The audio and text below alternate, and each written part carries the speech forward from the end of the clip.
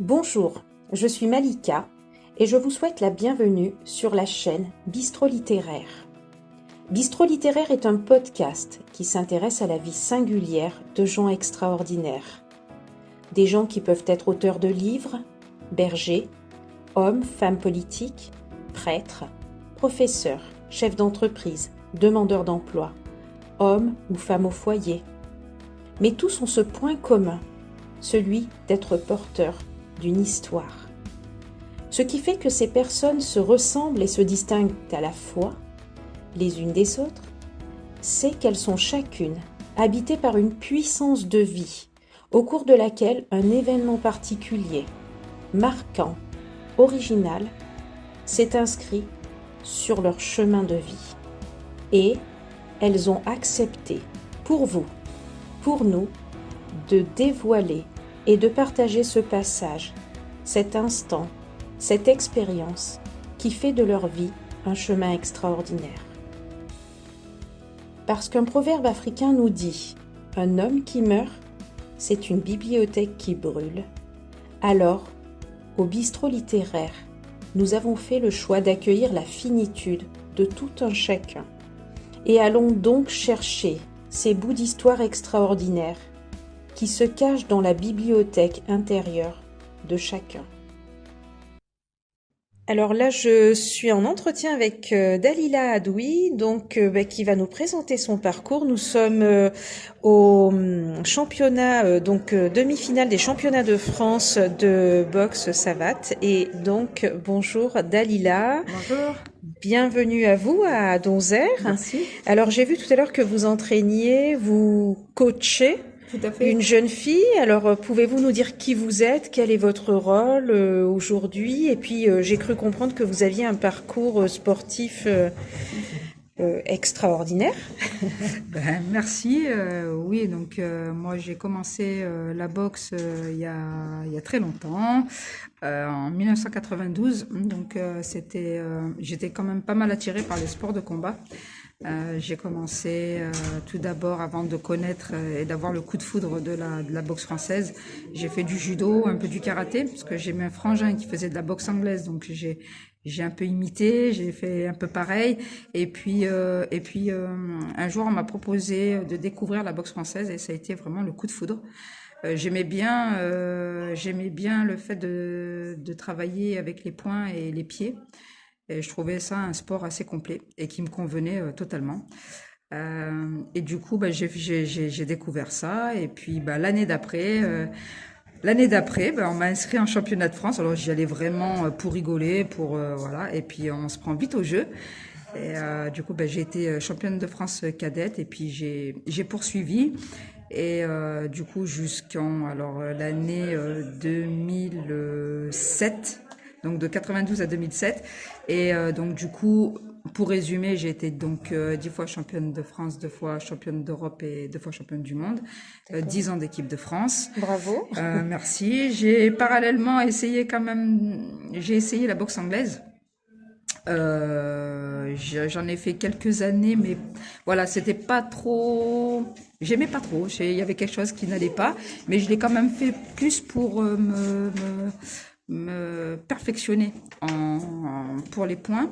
J'ai quand même été intégrée en équipe de France et j'ai même boxé la vice-championne olympique Sarah Ouramoun.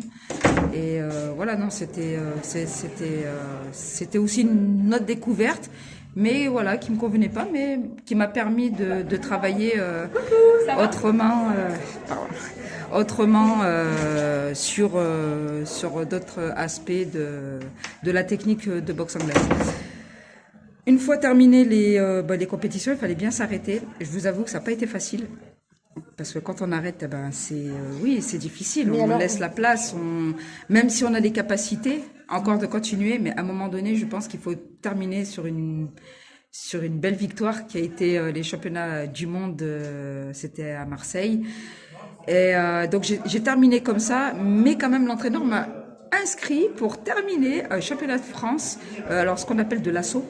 Vous savez, en boxe française, vous avez 2 filières. Vous avez le combat là où on frappe, ça peut aller jusqu'au KO.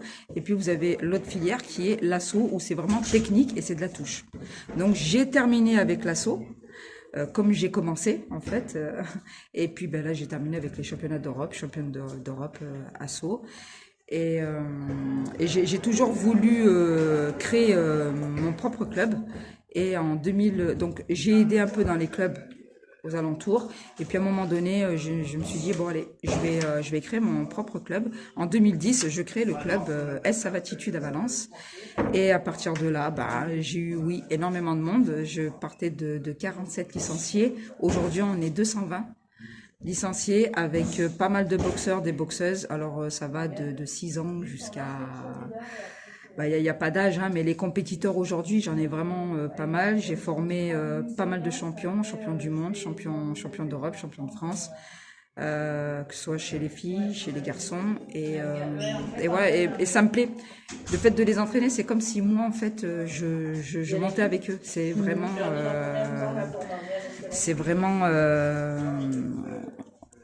voilà, c'est vraiment c'est une passion que je transmets, et que même quand c'est eux qui montent, c'est vraiment, c'est mon cœur, il bat à 100 à l'heure. Je les accompagne vraiment, je fais vraiment au mieux, et je pense aussi que le fait d'avoir été compétitrice et maintenant coach, on comprend aussi beaucoup de choses, et pour les accompagner, je pense que ça fait c'est vraiment quelque chose qui apporte énormément.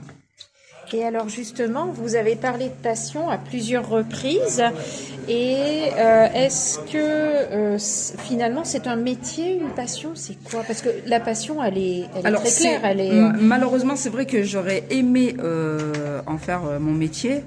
Mais voilà, c'est quand même, ça reste un peu compliqué, sachant que sur la ville à Valence, il y a plusieurs clubs de boxe, boxe anglaise, kick, thaï, enfin il y a beaucoup de monde. Mais pour en faire sortir un salaire, c'est quand même très compliqué. Donc moi, je travaille à côté, et là je suis auto-entrepreneur. D'accord. Donc, dans quel domaine? Alors auto-entrepreneur dans l'association que j'ai créée. Dans le domaine du et sport. Oui. Sinon, moi je suis au service des sports, service commerce à la ville de Valence. D'accord. Et voilà, oui. je gère les marchés de Valence. D'accord. Voilà. Très bien. Et alors, au niveau des pratiques, des entraînements, ça vous prend quel temps chaque semaine? Ça prend énormément de temps, puisque j'ai des entraînements. Les entraînements, il y en a pratiquement tous les jours. J'ai la chance d'avoir une équipe formidable qui me donne un coup de main aussi. J'ai Smel qui s'occupe notamment des jeunes, et j'ai un membre du bureau qui est vraiment extraordinaire, et du coup heureusement qu'ils sont là, parce que sinon ce serait vraiment compliqué. Mais sinon, au niveau des entraînements, donc c'est le lundi, je fais pour tout le monde, les loisirs, même les compétiteurs sont là. Le mardi, c'est exclusivement les compétiteurs. Le mercredi, il y a les enfants, il y a les femmes, je fais de la savate forme. Et puis ensuite, il y a un autre cours avec tout le monde. Le vendredi, c'est plutôt compétiteur. Et en dehors de ça, je leur donne aussi un programme pour travailler tout ce qui est physique. Parce qu'on ne monte pas sur le ring comme ça, il y a tout un travail technico-tactique au niveau de la boxe, mais il y a aussi tout ce qui est l'aspect cardio qu'il faut aussi travailler, et à l'entraînement ça ne suffit pas, donc il faut aussi aller s'entraîner à l'extérieur. Et donc du coup je fais des programmations pour chaque athlète. D'accord. Donc ça prend à peu près en termes d'heures, nombre d'heures, je sais pas, ça peut, avec la préparation des cours, c'est une quinzaine d'heures. Plus les week-ends où vous accompagnez les jeunes sur des compétitions comme celle d'aujourd'hui. Plus le boulot, voilà, mais on aménage, on essaie de faire au mieux. Mais tant que la passion est là, même s'il y a énormément de fatigue, et cette année j'ai énormément de compétiteurs et compétiteuses, donc c'est énorme. Ça vous oblige à faire finalement le Tour de France pour accompagner tous vos jeunes, moins jeunes? Si on prend cette année, on est allé 2 fois à Mérignac, vers Bordeaux. Là, on va partir à Melun, à Albertville. Donzère, c'est parfait, c'est à côté. Je sais pas si je l'ai dit, Paris. Peut-être Marseille. Oui, on fait quand même bien le tour de la France, de la ouais. France, ouais, ouais, ouais. Mais après, c'est quand il y a une belle équipe, une bonne équipe soudée et qu'il y a une bonne ambiance. C'est des fois il y a les parents qui viennent, il y a même ceux qui boxent pas, ils viennent encourager. Et franchement, c'est plaisant. Super. On voit pas le temps passer, quoi. Enfin, Bon. même s'il y a du stress, voilà, c'est stressant, c'est fatigant, mais voilà, voilà, c'est euh, c'est sympa, on va dire. Heureusement, Bon. parce que mais c'est prenant. Bon, mais Cette très année, bien. en tout cas, c'est un peu rude, mais ça va, ça fait plaisir. Merci à vous, Dalila. Ben, Merci pour ce merci, partage. merci beaucoup. Hein, et puis, écoutez, continuez de vous investir, hein, parce On que va malgré essayer, tout, ce que vous apportez aux jeunes, on a vu les jeunes sur le ring tout à l'heure et vous les Oui. stimuliez quand même beaucoup. Oui, tout à fait. Ouais, ouais. Voilà, ça permet aussi de les apaiser, et Oui, puis on a besoin de gens de comme les vous. accompagner et puis par rapport à mon vécu aussi, l'expérience, et donc je transmets. Oui. Voilà, et donc je pense qu'ils ont entièrement Ça vous donne toute confiance. légitimité. Voilà, et donc il y a vraiment, ça se passe vraiment bien. Ils savent de quoi je parle et donc du coup ils sont vachement à l'écoute. Très bien, Voilà. merci, ravie de vous avoir rencontré, Dalila. Également, merci. Et puis bonne continuation, et puis bravo pour tout ce que vous faites, pour merci bien. tous ces jeunes que vous entraînez, On va et à essayer qui de vous poursuivre. voilà, vous donnez des options de vie, hein, qui sont, je crois, inattendues au départ, et puis finalement. C'est ça.